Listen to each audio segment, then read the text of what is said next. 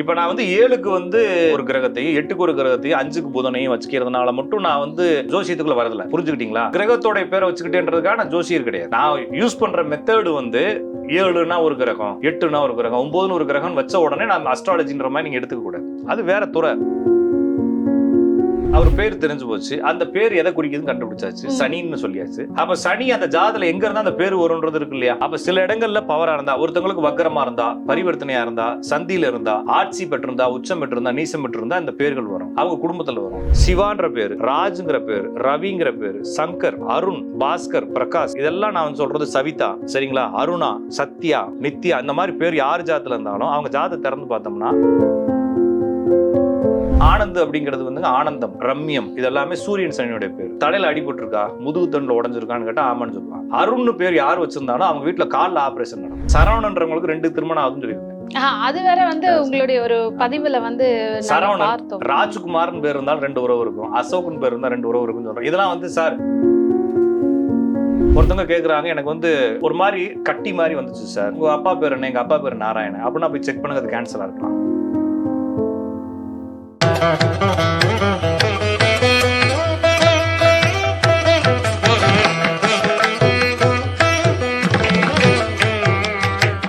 Sir வணக்கம். வணக்கங்க. திருவருள் டிவி நேயர்கள் அனைவருக்கும் வணக்கம். நீங்க வந்து கிரகங்கள் மட்டும் பாக்குறது இல்ல, கிரகங்களோட பெயர்களையும் நினைக்கிறீங்க.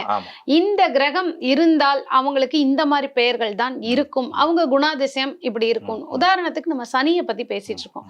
சனிக்கான பெயர்கள் என்ன? ஒரு 2-3 பெயர்கள் நம்ம நேயர்களுக்காக. பேர் வந்தா ஈஷ், ஈஸ், சதீஷ், தினேஷ், ரமேஷ், ராஜேஷ், ராஜேஸ்வரி, அங்காளீஸ்வரி, இந்திரன் பேர் வருது, ராஜேந்திரன்.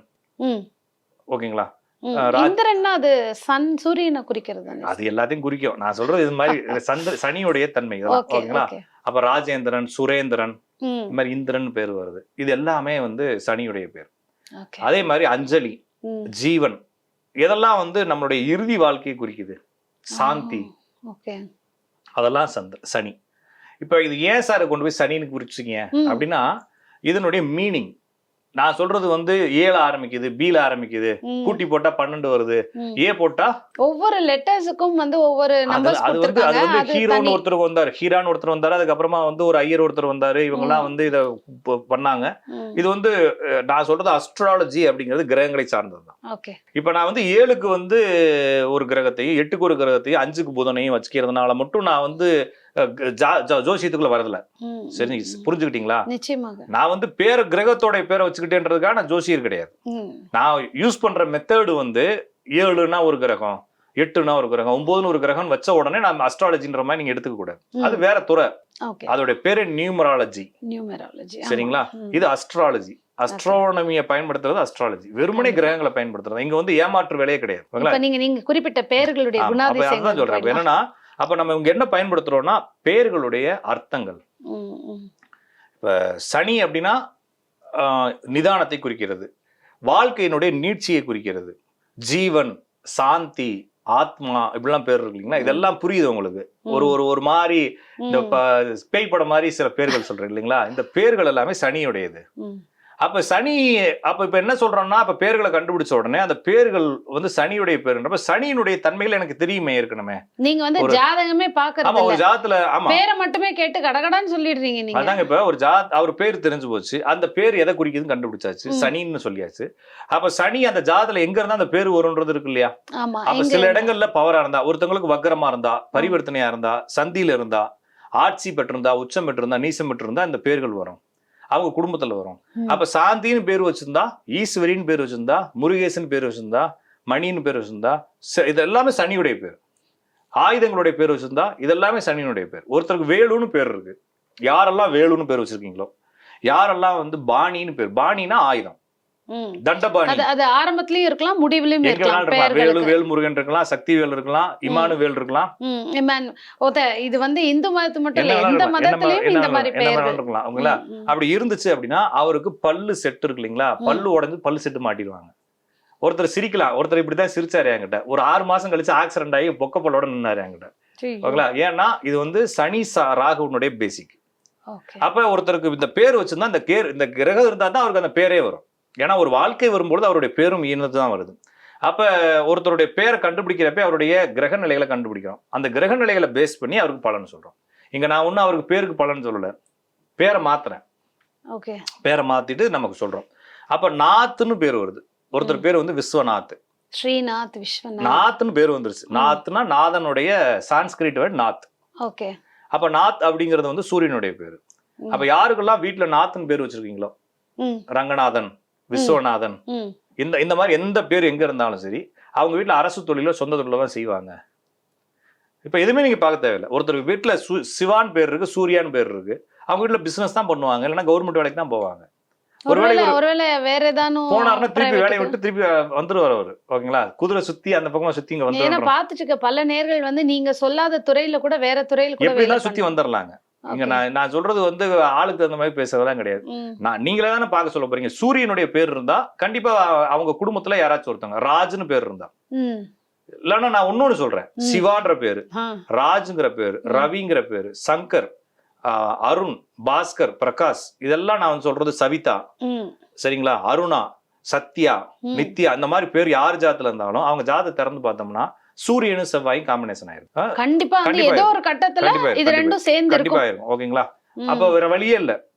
இது மாதிரி நிறைய இருக்குங்க. நான் சொல்றது உங்களுக்கு ஒரு சின்ன உதாரணம் தானே சொல்றேன் இல்லைங்களா. அப்ப ஒரு டீச்சரா இருந்தா இந்த கிரகம் சேர்ந்திருக்கும், டெய்லரா இருந்தா இந்த கிரகம் சேர்ந்திருக்கும், டெக்ஸ்டைல் இருந்தா இந்த கிரகம் சேர்ந்திருக்கும், ஐடில இருந்தா அந்த கிரகம் சேர்ந்திருக்கும். எங்களுக்கு ஒரு ஐடியாலஜி இருக்கு இல்லையா. பண்ற துறைக்குமே நீங்க வந்து இந்த காம்போ இருந்தாதான் செய்ய முடியும். உதாரணத்துக்கு டீச்சர் அப்படின்னா சந்திரனும் சுக்கிரனும் சேர்ந்தாதான் டீச்சர். எல்லா டீச்சர் ஜாதகத்திலையும் டீச்சருடைய பிள்ளை ஜாதகம், டீச்சர் பொண்டாட்டி புருஷன் ஜாதகம், டீச்சர் புருஷன் ஜாதகம், பொண்டாட்டி ஜாதகம், எல்லா ஜாதத்தையும் எடுத்து பார்த்தோம்னா அதுல சந்திரன் சுக்கிரன் ஏதாச்சும் ஒரு இடத்துல காம்பினேஷன் ஆயிருக்கும். ஒருவேளை ரெண்டும் ஒரே பாக்ஸ்ல இருக்கலாம். 1க்கு 5 7 9 இருக்கலாம். சந்திரனுக்கு 1 5 7 9 சுக்கிரன் இருக்கலாம். அப்ப இது காம்பினேஷன். இந்த காம்பினேஷன் இல்லாம அவங்களுக்கு அந்த அமைப்பு வரவே வராது. அப்ப என்ன செய்யறோம், தமிழ் செல்வின்னு ஒருத்தவங்க சொல்றாங்க, உங்க வீட்டுல டீச்சர் இருக்காங்கன்னு கேட்டா அவங்களே டீச்சரா இருக்கலாம். அவங்களுக்கேவும் இருக்கலாம், இல்ல அவங்க குடும்பம் தான். ஏன்னா அவங்க குடும்பத்துல யாருக்கு வேணாலும் வரலாம். ஓகேங்களா, வித்யான்னு ஒருத்தவங்க இருக்கிறாங்க அப்படின்னா அவங்க வீட்லயும் டீச்சர் இருப்பாங்க. வித்யா நித்யான்னு யாராச்சும் இருந்தாங்கன்னா அவங்க வீட்டுல மீனாட்சின்னு ஒருத்தவங்க இருப்பாங்க. மீனாட்சின்னு ஒரு பேர் இருந்தா சரவணன் ஒருத்தர் இருப்பார் அந்த குடும்பம். அதை எப்படி சார் ரிலேட் பண்றீங்க? இது எல்லாமே கிரகங்கள் தான். இப்ப ஒருத்தர் பேசுறவே சொல்றோம், ஒருத்தருக்கு வந்து ஆனந்த்னு பேர் இருக்குது. ஆனந்த் அப்படிங்கிறது வந்து ஆனந்தம், ரம்யம், இதெல்லாமே சூரியன் சனியுடைய பேரு. தலையில அடிபட்டு இருக்கா, முதுகு தண்டுல உடஞ்சிருக்கான்னு கேட்டா ஆமான்னு சொல்லுவாங்க. அருண்னு பேர் யார் வச்சிருந்தாலும் அவங்க வீட்டுல கால்ல ஆபரேஷன் நடக்கும். ஓகேங்களா, அது ஆரம்பமா இருக்கலாம், இறுதியா இருக்கலாம், நடக்கலாம், எப்ப வேணாலும் நடக்கலாம். அது அவங்களுடைய ஜாதகம். ஒருவேளை பாத்துட்டு இருக்கவங்களுக்கு அந்த மாதிரி அமைப்பு இல்ல, இது வரைக்கும் வரல அப்படின்னா அவங்க வந்து சண்டைக்கு வர மாட்டாங்களா? சண்டைக்கு வரத நான் வந்துங்க உங்களுடைய லைஃப் இப்படி போகும்னு சொல்றேன். ஏன் கூட சண்டை விட்டு என்ன போகுது? நிறைய பேர் என்கிட்ட ஜாதகம் கொடுப்பாங்க, சார் ஜாதகத்துல 26 27 வயசுக்கு கம்மியா அந்த பிள்ளை கல்யாணம் பண்ணக்கூடாதுன்னு சொல்றான் சார். 18 வயசு ஆகுது சார், அம்மாவுக்கு உடம்பு சரியில்லை சார். அதுக்கு நான் என்ன பண்றது? இல்லீங்களா, சில பேர் இந்த உறவுகளுக்காகவே திருமணம் பண்ணவங்க, அதுக்கு நம்ம என்னங்க பண்றது? பண்ணி ஓ இஷ்டம். அது நான் இருக்கிறத நான் ரீட் பண்ணி சொல்றேன். ஓகே, 26 27 தான் அந்த பிள்ளை கல்யாணம் ஆகும். அதுக்கு முன்னால ஆச்சுன்னா என்னுடைய அனுபவத்துல இந்த பிள்ளை இது மாதிரி ஆனவங்க அனுபவத்துல டிவோர்ஸ் ஆயிருக்கு. நீ டிசைட் பண்ணிக்க சார். என்ன சார் இப்படி சொல்றீங்க, பார்த்து சொல்லுங்க சார். அம்மாவுக்கு உடம்பு சரியில்லை சார். சார் நான் என்ன பார்த்து சொல்றது? என்ன ஏன் கன்வின்ஸ் பண்றீங்க? நான் இருக்கிறத ரீட் பண்ணி சொல்லிட்டேன்ல, நீங்க முடிவு எடுத்துக்குங்க. அது மாதிரி நானும் நிறைய பேர் இந்த சரவணன்றவங்களுக்கு 2 திருமணம் ஆகுதுன்னு சொல்லியிருந்தேன்.